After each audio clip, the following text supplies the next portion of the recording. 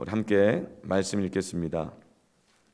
사도행전 10장 1절에서 23절까지인데요. 읽는 것은 9절부터 16절까지 한 번 읽고 그리고 23절 마지막 절을 한 번 더 읽도록 하겠습니다. 9절부터 다 함께 합독합니다. 이튿날 그들이 길을 가다가 그 성에 가까이 갔을 그때에 베드로가 기도하려고 지붕에 올라가니 그 시각은 제6시더라. 그가 시장하여 먹고자 하매 사람들이 준비할 때에 황홀한 중에 하늘이 열리며 한 그릇이 내려오는 것을 보니 큰 보자기 같고 네 귀를 메어 땅에 들이웠더라. 그 안에 있는 땅에 있는 각종 네 발 가진 짐승과 기는 것과 공중에 나는 것들이 있더라. 또 소리가 있으되 베드로야 일어나 잡아먹어라 하거늘 베드로가 이르되 주여 그럴 수 없나이다. 속되고 깨끗하지 아니한 것을 내가 결코 먹지 아니하였나이다 한데 또 두 번째 소리가 있으되 하나님께서 깨끗하게 하신 것을 내가 속되다 하지 말라 하더라. 이런 일이 세 번 있은 후 그 그릇이 곧 하늘로 올려져 가니라. 23절입니다. 베드로가 불러들여 유숙하게 하니라.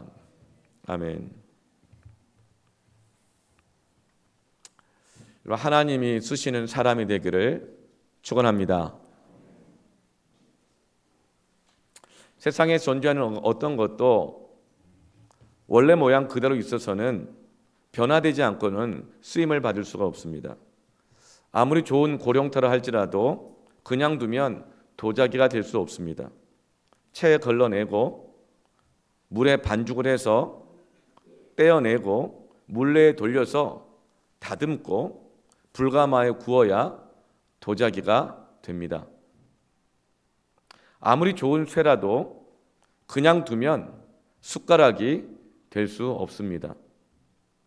용광로에 그 쇠를 녹이고 대장장의 손에 수천 번 붙들려서 두들김을 거치고 모양이 대장장의 의도에 따라 변형되고 그래야 숟가락이 되고 칼이 되고 연장이 되는 것입니다. 하나님 쓰시는 사람도 마찬가지입니다. 원래 모양 그대로 있어서는 하나님이 쓰시는 사람이 될 수가 없습니다. 하나님의 손에 붙들려야 합니다. 하나님의 손에 붙들리십시오. 사람은 돈에 붙들리기도 합니다. 어떤 사람에게 붙들리기도 합니다. 자신의 욕구에 붙들리기도 합니다. 그러면 그 붙들리는 것에 의해서 그 모양이 변화됩니다. 변형됩니다. 하나님의 손에 붙들리시길 바랍니다. 그리고 하나님이 쓰시는 사람으로 변화되기를 축원합니다. 하나님과의 만남이 있어야 합니다. 기도가 있어야 됩니다. 말씀이 있어야 됩니다. 예배 없이 어떤 방법으로 우리가 하나님께 붙들리겠습니까? 하나님께 붙들려서 하나님의 뜻하신 바 그 모양으로 변화되기를 축원합니다. 하나님이 쓰시는 사람 되기를 바랍니다.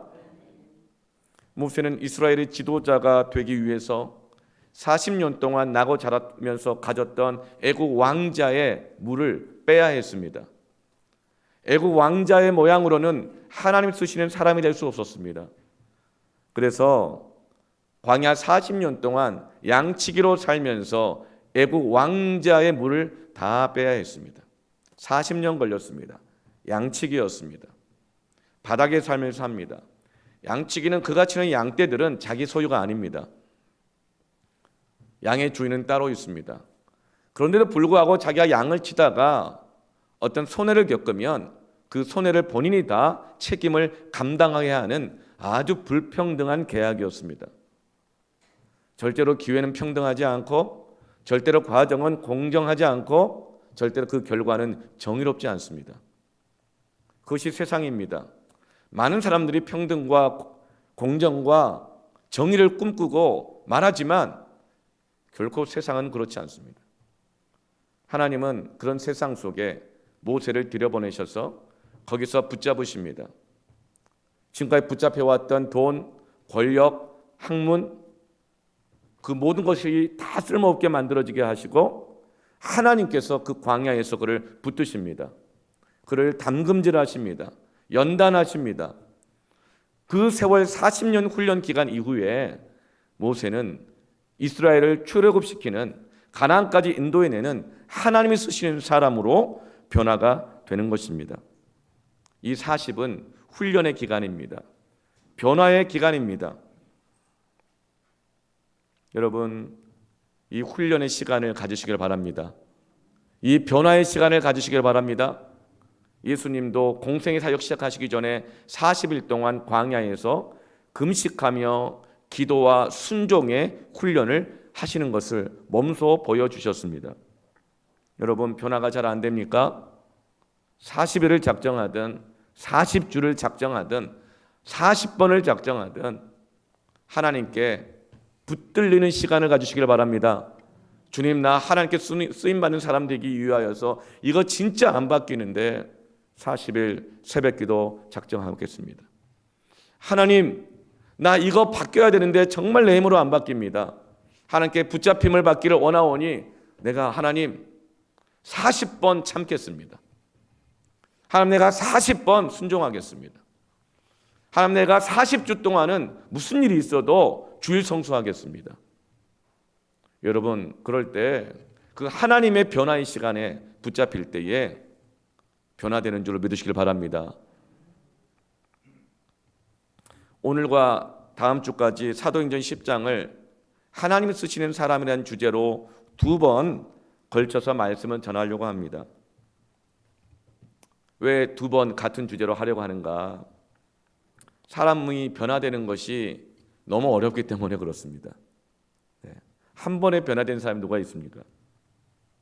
특히 나이가 들어갈수록, 경험이 쌓일수록 자기의 신념, 자기 주의, 자기 철학 분명해질수록 변하는 것이 너무나 어렵습니다. 사실 3살만 넘어가면 변하는 게 어렵습니다.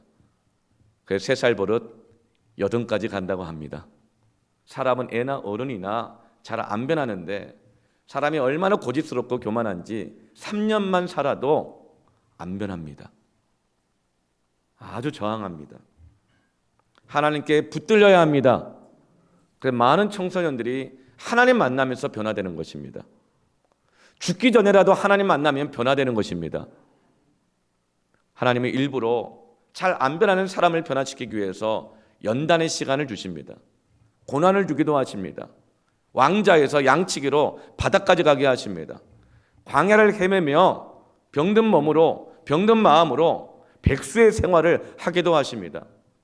그러면서 지금까지 나를 붙들었던 모든 것들을 끊어내고 오직 하나님 한 분, 나의 힘이 되신 여호와여, 나의 요새와 방패가 되시고 나의 구원이 되시는 하나님께만 붙들리는 시간, 그래서 변하는 시간 하나님께서 우리에게 주시는 것입니다.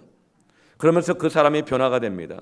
그러면서 그 사람이 하나님 쓰시는 사람으로 변화가 되는 것입니다. 그 연단의 시간 속에서 하나님이 우리를 붙잡으실 때 주시는 것이 무엇이냐? 하나님은 하나님이 행하실 때 그 사람의 마음에 소원을 두고 행하게 하신다 그랬습니다. 하나님이 우리를 변화시킬 때는요, 하나님의 목적, 하나님의 부르심, 그 사명을 우리 안에 주십니다. 왜요? 사람은 자신의 꿈이 자기를 붙잡고 가기 때문에, 자기의 주인, 자기의 욕구가 자기를 붙잡고 가기 때문에 하나님의 새로운 욕구, 하나님의 새로운 뜻, 하나님의 마음, 하나님의 부르심, 하나님이 나에게 주신 살아가야 될 목적을 내 안에 주심으로 연단하십니다. 여러분, 하나님의 부르심을 받기를 축원합니다. 연단의 때, 고난의 때에는 하나님의 사명을 받는 때입니다. 청년 사역할 때 꿈과 비전에 대해서 말씀을 전하고 난 다음에 나눔 시간이 있는데 제가 한 자매에게 물어봤어요. 너의 꿈이 무엇이냐? 너의 부르심이 무엇이냐? 너의 꿈이 뭐냐고 물어봤더니 이 자매가 잊을 수 없는 대답을 했어요. 저의 꿈은요, 푸르지오 아파트, 안산에서는 푸르지오가 제일 인기가 많습니다. 푸르지오 아파트 48평, 화장실 3개 딸린 집을 준비하는 신랑을 만나는 게 꿈이래요.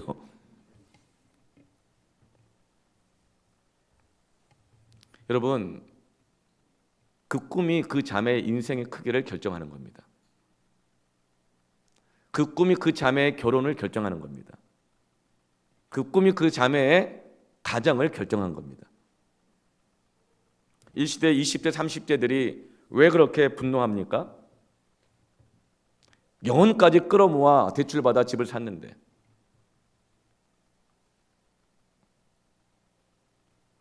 젊은이들만 그렇습니까? 아니, 그렇게 기회는 평등하며 과정은 공정하고 결과는 정의로울 것이라고 했는데 그 꿈이 좌절되었기 때문에, 더 이상 꿈이 없기 때문에, 지금 볼 때 제가 볼 때는 지금 나서 가지고는 집 사기 어려울 것 같아요. 너무 올라가지고 정부 말 듣고 안 했던 사람들 땅을 치고 후회한다 그러더라고요. 꿈이 좌절되었기 때문에 그렇게 분노하는 걸까요? 아니에요. 원래 이 세상은 기회가 평등하지 않습니다. 원래 이 세상은 과정이 공정하지 않고 결과도 정의롭지 않습니다. 아무리 사람들이 말을 하고 제도를 세우고 하고 공약을 세워도, 그런 제도, 공약, 법이 있어도 사람이 안 바뀌면 여러분 소망이 없습니다. 꿈이 좌절된 것이 아니라 참된 꿈이 없는 것입니다. 헛된 꿈을 쫓아가다 보니까 불안하고 두려운 것입니다. 그래서 분노가 일어나는 것입니다. 이건 젊은이들만의 문제가 아닙니다. 이 시대의 문제인 것이죠. 물신주의, 자본주의, 집이, 돈이 내 인생을 보장한다고 믿는 것입니다. 전능하시고 은혜 풍성하신 하나님을 알지 못하고 오히려 그 알 수 없는 그 막연한 기대와 소망과 세상이 주는 말을 따라가다가 하나님으로부터 멀어져 가고 하나님 아는 것을 대적하는 견고한 진들이 우리 안에 형성되고 그 안에 다 갇혀 있는 겁니다. 어떻게 하면 그 견고한 진에서부터 풀려나 자유하게 될 수 있을까요? 집을 사서가 아닙니다. 어떤 직장을 가져서가 아닙니다. 요한복음 8장 32절에 진리를 알지니 진리가 너희를 자유롭게 하리라. 하나님의 뜻을 깨달아야 돼요. 먼저 그의 나라와 의, 하나님의 내 삶을 통해서 이루기를 원하시는 그 부르심, 나를 향한 진리, 나를 향한 그 복음, 그 진리를 내가 알게 되고 내가 품게 될 때에 그 진리가, 그 하나님의 뜻이, 그 믿음의 신뢰가 나를 자유롭게 할 것입니다. 두렵게 하지 않습니다. 하나님은 오늘날 이 시대적 견고한 진을, 아주 이 견고한 담을 깨트리기를 원하십니다. 이게 깨져야 변화되고 하나님 쓰시는 사람이 됩니다. 이 세상에 주는 두려움 때문에 세워놓았던 그 담이 허물어지지 않는 한은 하나님과 화목이 안 됩니다. 하나님께 쓰실 수가 없습니다. 여러분, 하나님께 붙잡히시길 바랍니다. 하나님이 주시는 소원을 품으십시오. 저는 우리가 하나님 쓰시는 사람 되기를 원합니다. 여러분의 자녀들이 세상에서 유용한 사람이 아니라 하나님께 쓰임받는 사람 되기를 축원합니다. 우리 모두가 다 하나님 쓰시는 사람 되기를 축원합니다. 사도행전 10장에는 복음이 전해지는 것을 가로막는 그 담을 부수는 그 역사가 기록되어 있습니다. 유대인 베드로를 통하여서 이방인 고넬료에게 복음이 전해지는 그 과정 속에서 그 복음의 진행을 가로막고 있는 그 담이 무엇인지, 그리고 그 담이 어떻게 허물어지는지, 그래서 베드로가 어떻게 하나님이 한 번 쓰시고 많은 사람이 아니라 계속 쓰임받는 사람이 되는지를 보여주고 있습니다. 베드로는 하나님 쓰신 사람입니다. 초대교회 예루살렘 교회를 시작했고 사도가 되었고 수제자였고 성령의 사람이었고 복음을 전할 때 5,000명씩 돌아왔고 병든 자가 고침을 받았고 욥바에서는 죽은 자가 살아났습니다. 하나님께 쓰임받는 사람이었습니다. 그런데 욥바까지가 죽은 사람 살려내는 것까지가 하나님의 베드로를 쓰고자 하시는 마지막이 아닙니다. 땅끝까지 이르러 복음이 증거되기를 원하십니다. 베드로 인생이 끝나는 날까지 하나님은 베드로를 계속 쓰기를 원하십니다. 그런데 지금 베드로가 계속 쓰임받는 사람이 되는 것을 가로막는 담이 있다는 거예요. 내가 하나님께 쓰임받지만 계속 쓰임받기를 축원합니다. 근데 계속 쓰시려고 하는데 그것을 가로막는 담이 있는 거예요. 사람들은 나름대로 자기 자신을 보호하고 유지하기 위한 이 틀을 가지고 있습니다. 사람들이 모인 곳에서는 어디나 이런 틀이 있어요. 담이 있어요. 보호하기 위한. 가정에도 있고요. 어떤 공동체, 집단, 회사, 나라에도 있습니다. 국경이라든가 어떤 제도라든가 법이라든가 어떤 신념, 어떤 가훈, 가풍 뭐 이런 것들이 있습니다. 이 모든 것들은 다 외부의 위협으로부터 나를, 우리 가정을, 어떤 나라를 유지하고 보호하기 위한 담과 같은 거예요. 그래서 담이 튼튼할수록 내 삶이 안전하다고 생각합니다. 그런데 여러분, 이 세상에서 가장 튼튼한 튼튼한 담은 감옥입니다. 무슨 말인가? 담이 나를 지켜주기도 하지만 반대로 그 담이 나를 가두고 하나님과의 관계를 단절하고 사람들과의 관계까지 단절하는 것이 될 수 있다는 것입니다. 그래서 하나님이 그 사람을 쓰시려고 할 때는 그 사람 안에 있는 담을 먼저 부수는 일을 하십니다. 모세가 광야 40년 동안 양치기를 하면서 그 담이 허물어졌던 것처럼 가장 부수기 어려운 담은 유대주의라고 하는 종교적 담이었습니다. 가족들끼리 모여서 정치 이야기, 종교 이야기 하지 말라 그러잖아요. 왜요? 큰 전쟁이 나니까. 그래서 가족들이 신앙을 같이 함께 하지 못하는, 또 마음을 함께 나누지 못하게 하는 담으로 형성된다는 거예요. 그런데 이 유대주의라는 담이 베드로 안에도 있었던 것입니다. 유대인 베드로가 복음을 예루살렘에서만이 아니라 이방인 고넬료까지 전해야 되는데 복음이 베드로 안에만, 예루살렘 안에만, 그리고 같은 믿는 자들인 이 루다와 그리고 이 요빠 지역까지만 있는 거예요. 이방인들에게는 안 흘러가는 거예요. 하나님은 이방인 고넬료에게까지 복음이 전해지도록 하기 위해서 베드로 안에 있는 유대주의라고 하는 종교적 담을 어떻게 부수는지를 보여주고 계십니다. 여러분, 유대주의는 원래가 나쁜 것이 아닙니다. 담이라고 모든 것이 다 처음부터 나쁜 것은 아니거든요. 하나님은 이스라엘을 온 인류를 구원하는 제사장의 나라가 되게 하기 위해서 애굽으로부터 출애굽시키셨습니다. 시내산에서 율법을 주시고 말씀을 주셨습니다. 그 말씀을 통해서 그들을 지키도록 하셨습니다. 율법을 통해서 그들의 신앙을 지키도록 하셨어요. 율법을 지킴으로 광야의 40년 세월을 견디게 하셨습니다. 그러면서 율법을 통해서 그들의 신앙이 형성되게 하셨어요. 왜요? 가나안 땅에 들어가서 그 말씀을 전하고 그 신앙을 전해서 이방인들로 하여금 하나님의 백성 되게 하는 제사장의 사명을 감당하도록 하기 위해서였습니다.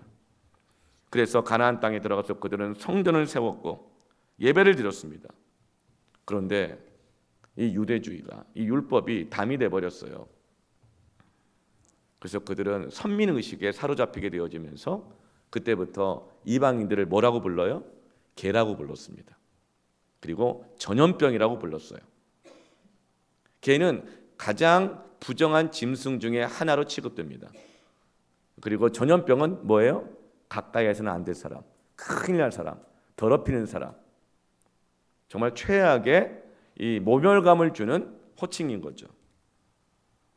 그러면서 그들은 제사장 나라로서의 사명을 잃어버리고 자기들끼리만 모여가지고 우린 특별해, I'm special, 우리는 특별해 갇혀 있었던 것입니다. 하나님께서는 이 이스라엘 백성을 포기하지 않고 계속 쓰시기 위하여서 연단하시죠. I'm special 하게 되면 어떤 일이 일어나요? 예배를 드리면서 기도하면서 서로 싸워요. 분열이 일어납니다. 우상 숭배의 핵심은 뭐예요? 자기를 위하여 형상을 만드는 거거든요. I'm special. 자기 중심, 자기 생각, 자기 주의, 자기 고집, 자기 신념, 종교관. 이게 우상 숭배의 한 모습이거든요. 그러면서 거역하는 것.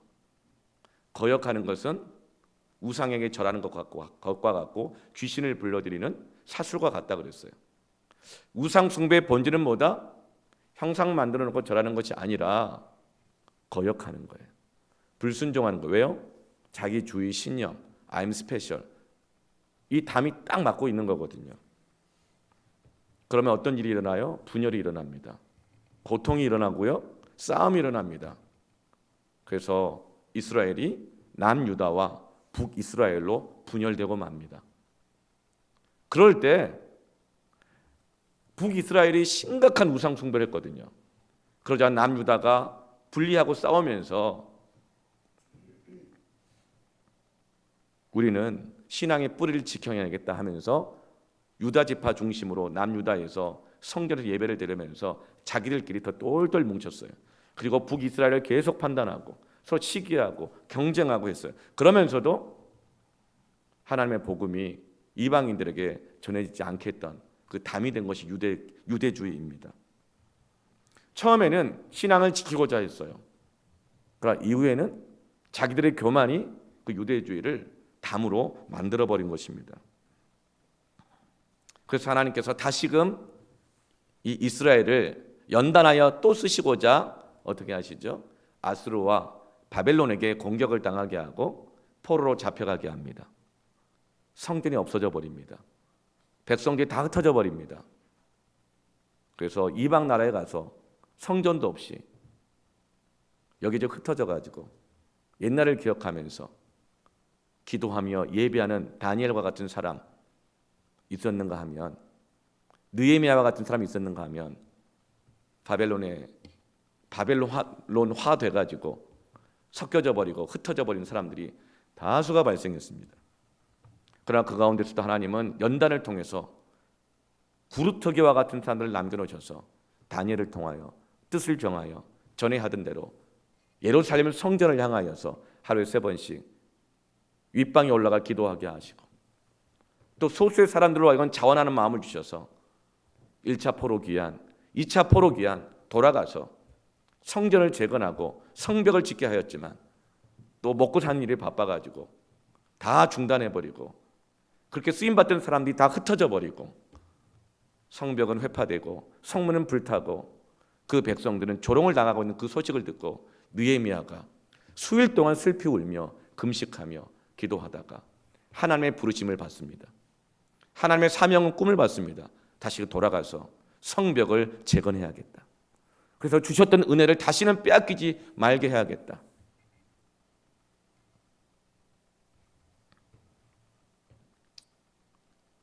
여러분, 유대주의라고 하는 이 담이 하나님이 그 백성을 쓰시게 하시는 데 있어서 방해가 되고 있었던 것입니다.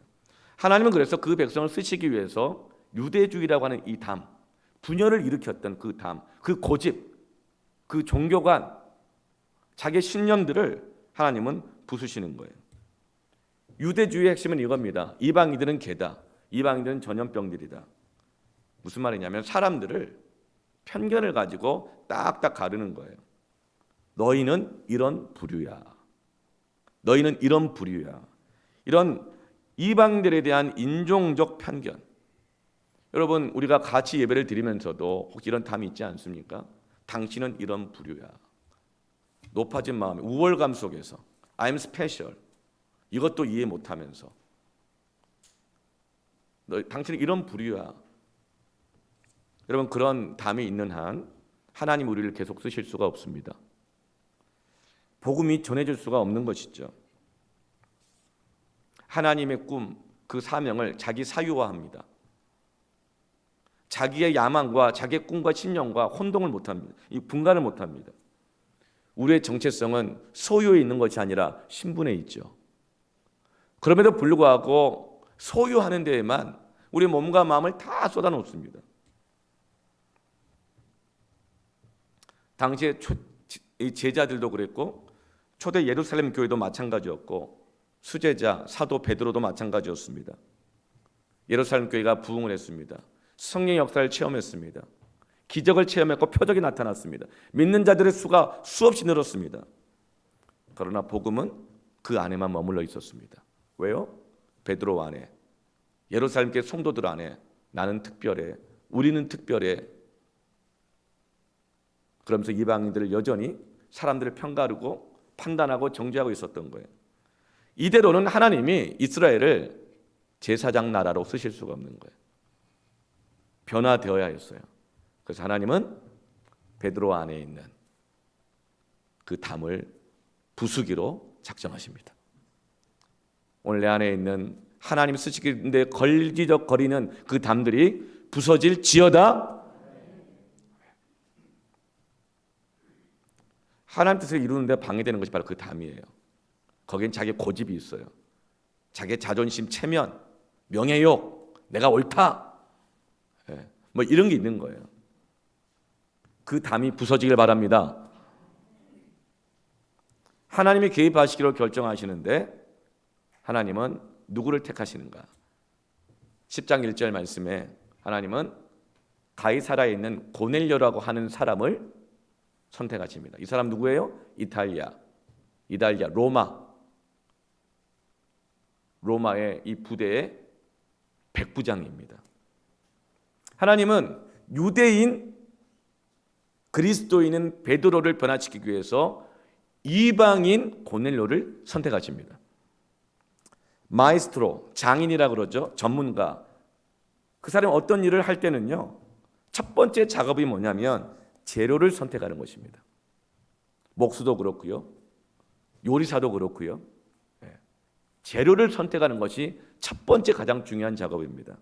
하나님은 베드로를 변화시키기 위해서 어떤 재료를 선택하시죠? 고넬료라고 하는 재료를 선택하십니다. 아무 재료나 선택하지 않으세요. 왜 하나님이 고넬료를 선택하셨을까요? 2절에 고넬료를 한마디로 이렇게 말합니다. 그가 경건하다.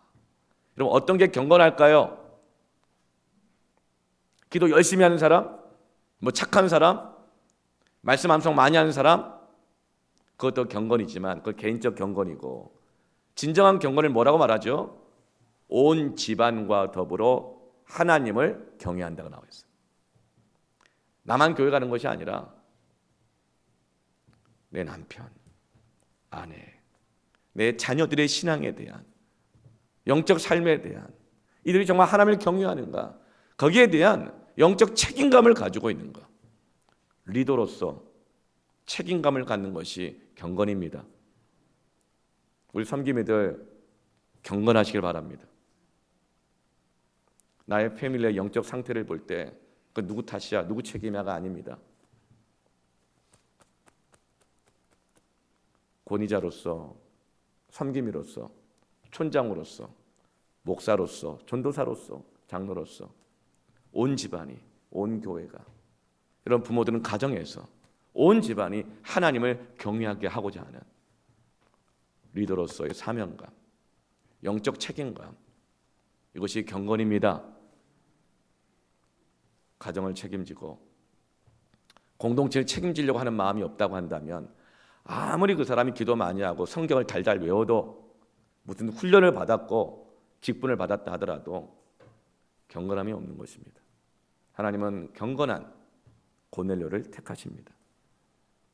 그리고 두 번째, 이 경건함을 뭐라고 말하죠? 백성을 많이 구제했다 그랬어요. 백성을 그냥 구제한 게 아니라 많이 구제했다, 이 말은 계산하지 않고 인색하지 않게 딱딱딱딱 내가 막 판단해가지고 하지 않았다는 거예요. 구제할 때 계산 많이 하는 사람이 누구예요? 선거 나가는 사람들이에요. 선거 나가는 사람들. 그래, 아무한테나 구제하지 않습니다.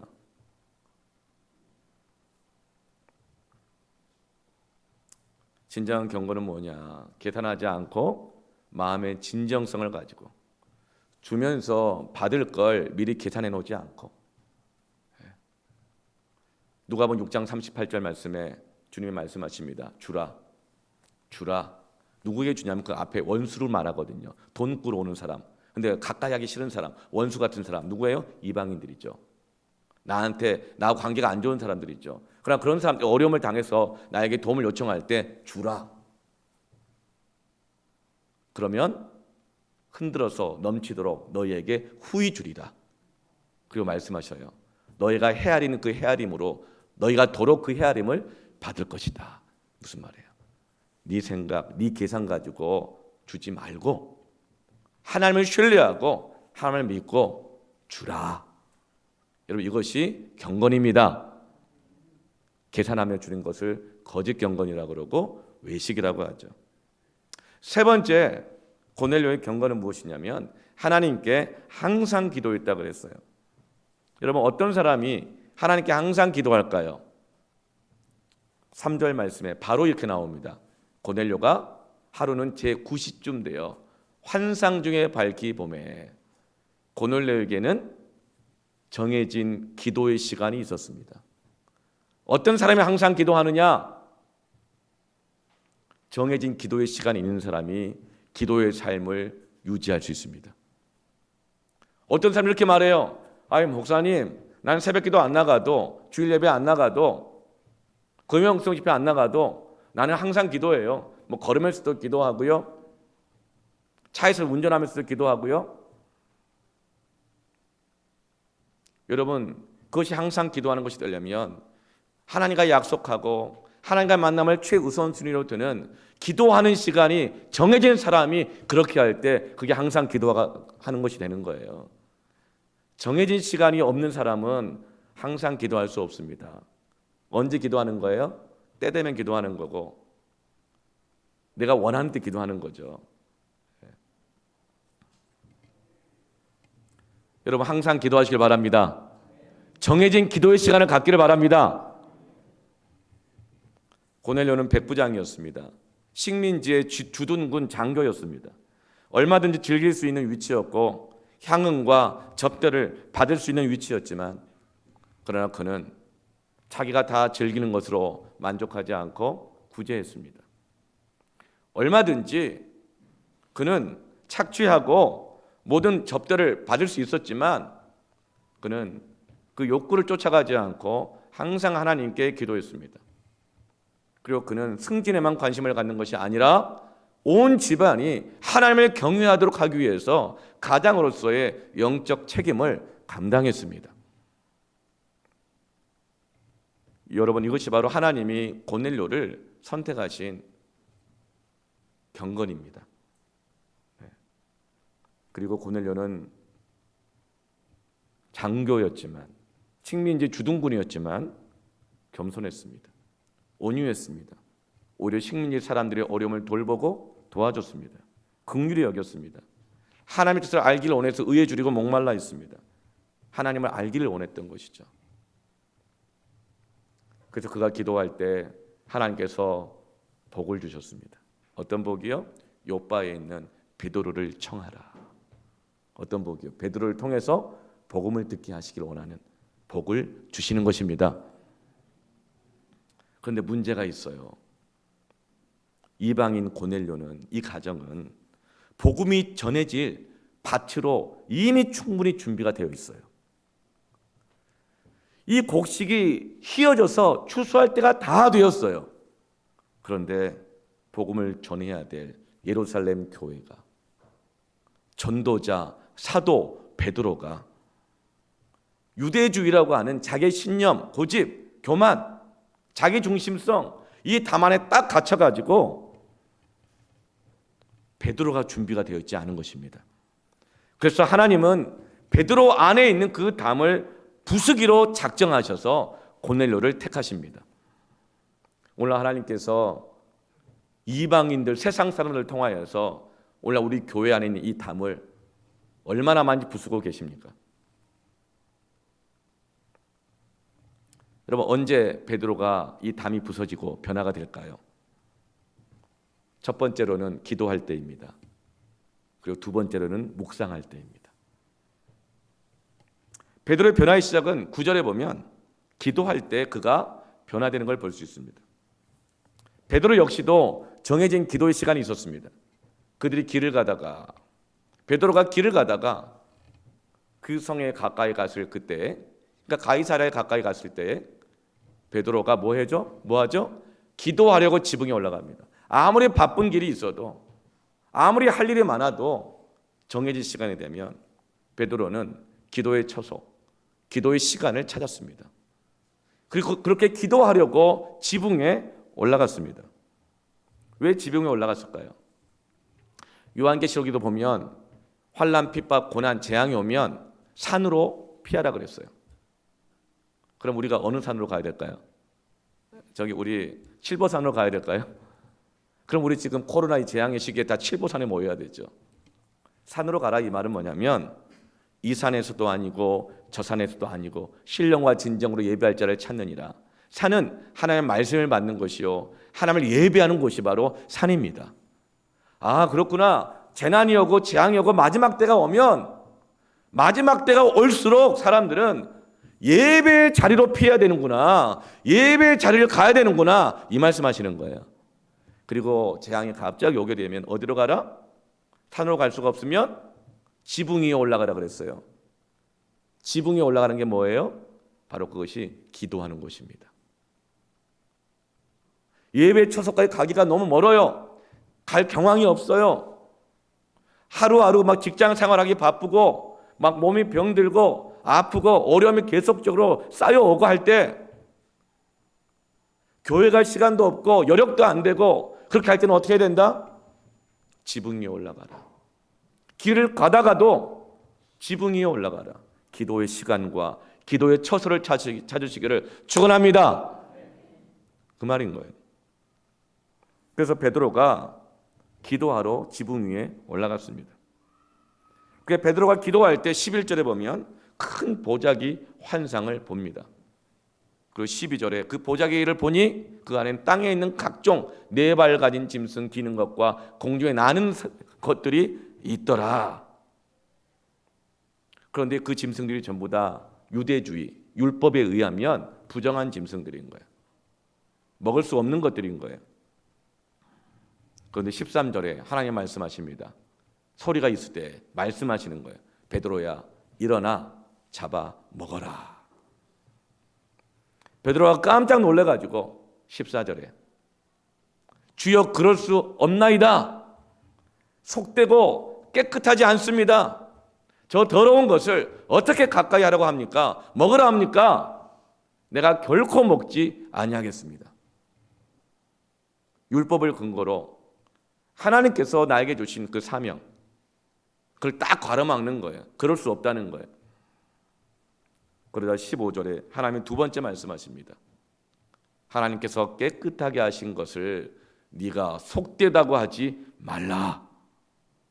네 판단으로 네가 딱딱 구분해가지고 가까이 못할 사람이야, 함께 못할 사람이야, 저 수준 낮은 것들 너의 그 우월심을 가지고 판단하고 정죄하고 우습게 여기고 모질한다고 생각하고 그 교만했던 것들, 하나님이 깨끗하다고 하셨는데 네가 뭐라고 속되다고 하느냐, 혼을 내시죠. 그런데 베드로는 계속 버텨요. 아니요, 그래 하나님이 그렇게 말씀하셔도 내가 볼 때는 아니에요. 이렇게 하는 거예요. 3번이나. 하나님이 쓰실 수 없는 강한 고집, 순종하지 않는 거역이라고 하는 유대주의라고 하는 종교적 담이 딱 있는 거예요. 사람의 교만과 신앙관이 합쳐지잖아요. 유대주의 담이 됩니다. 하나님 쓰실 수 없어요. 하나님 그것을 부셔뜨리길 원하십니다. 안 부서지면 광야로 막 보내십니다. 양치기로만 만들어 버리십니다. 막 백수가 되게 하십니다. 병이 찾아옵니다. 관계 다 깨집니다. 쌓아놨던 거 다 흩어집니다. 왜요? 하나님이 쓰시기 위해서. 여러분, 연단은 축복입니다. 그때 빨리 깨닫고 그 담을 허물어야 합니다. 이렇게 하나님 앞에 맞서고 갈등하고 고민하고 있을 그때에 하나님이 고넬료가 보내는 사람들을 베드로에게 찾아오게 하신 거예요. 그때 베드로는 깨닫죠. 왜죠? 고넬료가 보낸 사람들이 이방인들이거든요. 부정한 사람들이거든요. 개요, 전염병들이요. 그 보자기 안에 있는 짐승들이라는 것을 깨닫는 거예요. 고넬료는 로마 시민입니다. 그리고 로마 군대 장교입니다. 그러나 베드로에게는 너무나도 싫은 사람이에요. 아, 저 쪽발이 이런 거예요. 아, 저 짱깨 막 이런 거예요. 신앙생활 하다가도 신앙생활 저거밖에 못하나? 수준 낮아. 수준 낮아 보인다는 거예요.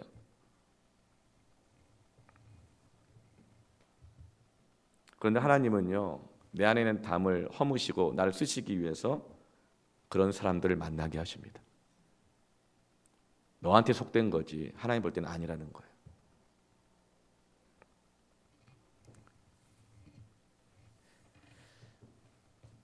베드로는 압니다.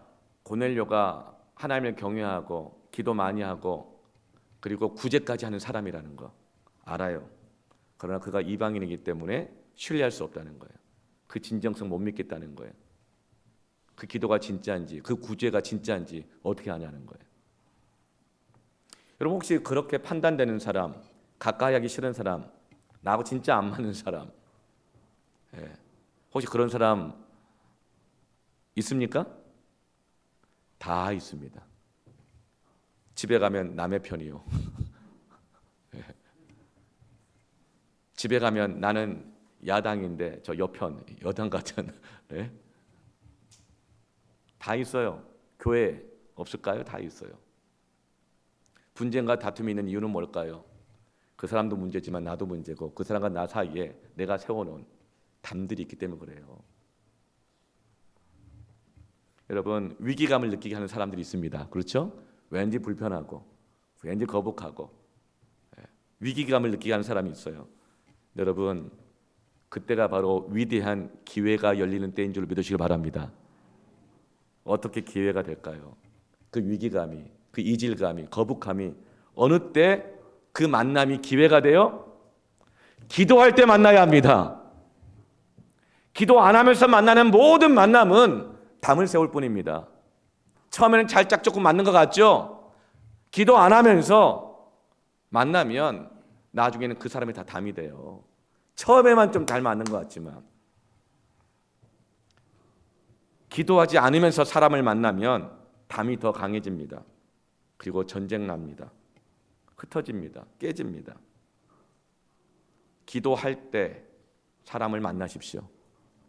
계속 기도하면서 전도하십시오. 계속 기도하면서 사명을 감당하십시오. 기도하면서 직장 생활하십시오.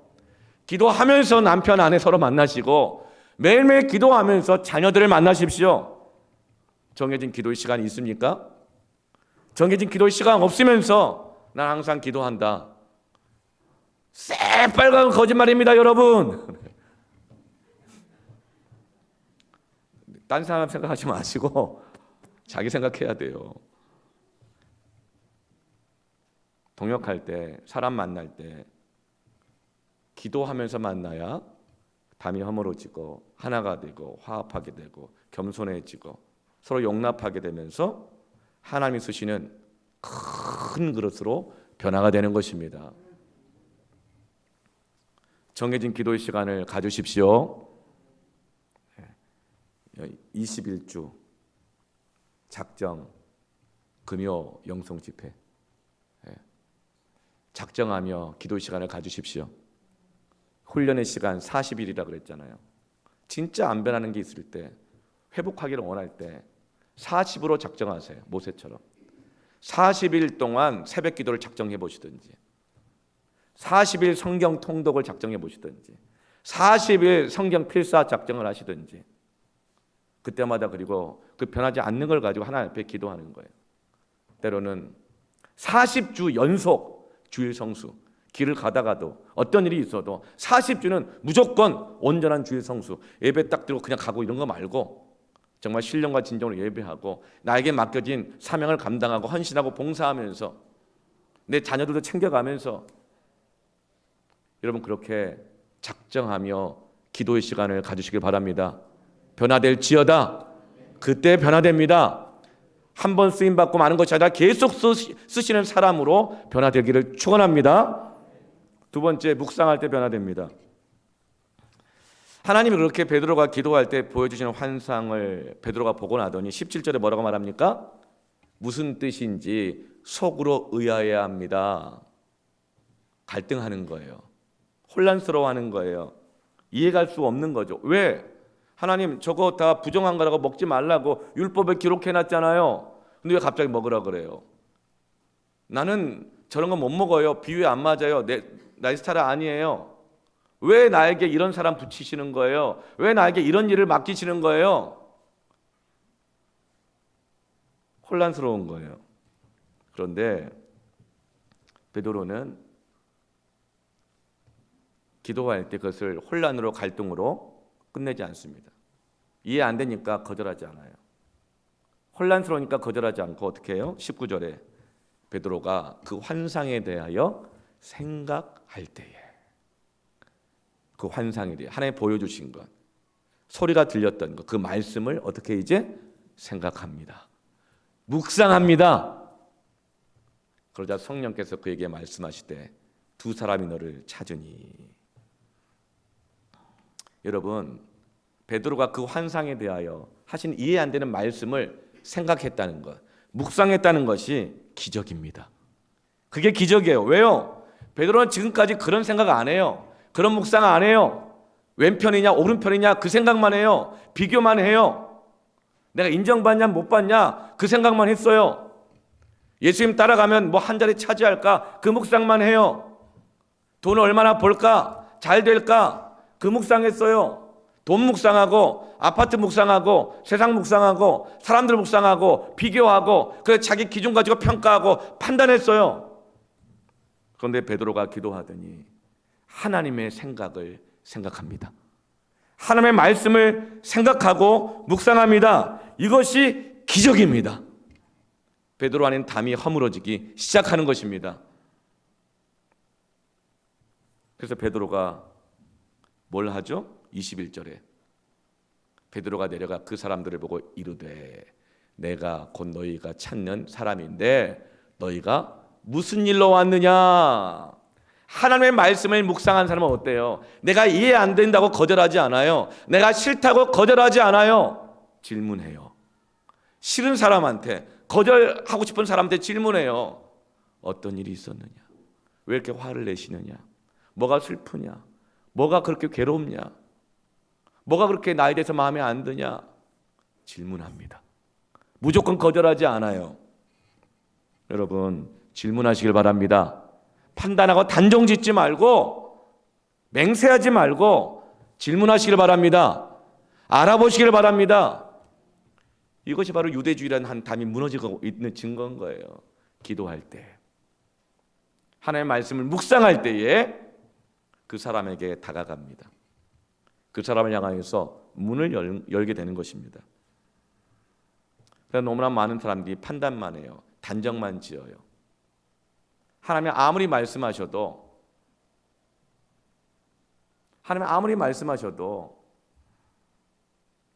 하나님 그렇게 말씀하시지만 그래도 나는 이렇게 할 거예요. 이렇게 있잖아요.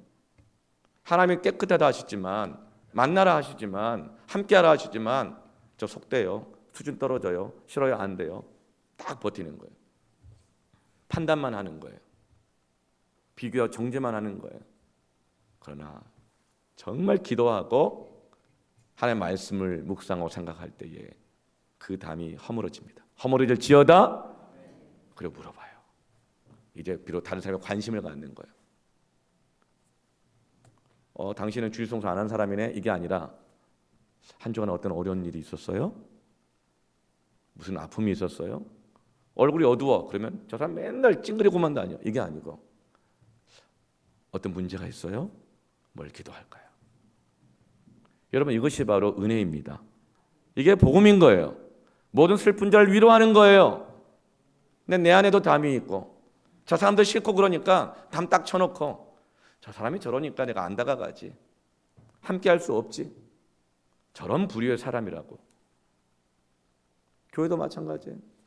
나에게 맡긴 직분 사명도 마찬가지입니다. 이 유대주의 담이 허물이들 지어다 진리를 알지니 진리가 너희를 자유하게 하리라. 하나님의 말씀을 깨달아야 합니다. 하나님의 뜻, 의도를 내 마음에 품어야 합니다. 그럴 때 그 견고한 진으로부터 자유하게 됩니다. 담이 허물어집니다. 하나님께서 깨끗하게 하신 것을 네가 속되다 하지 말라. 아멘. 하나님 쓰시는 사람 되기를 축원합니다.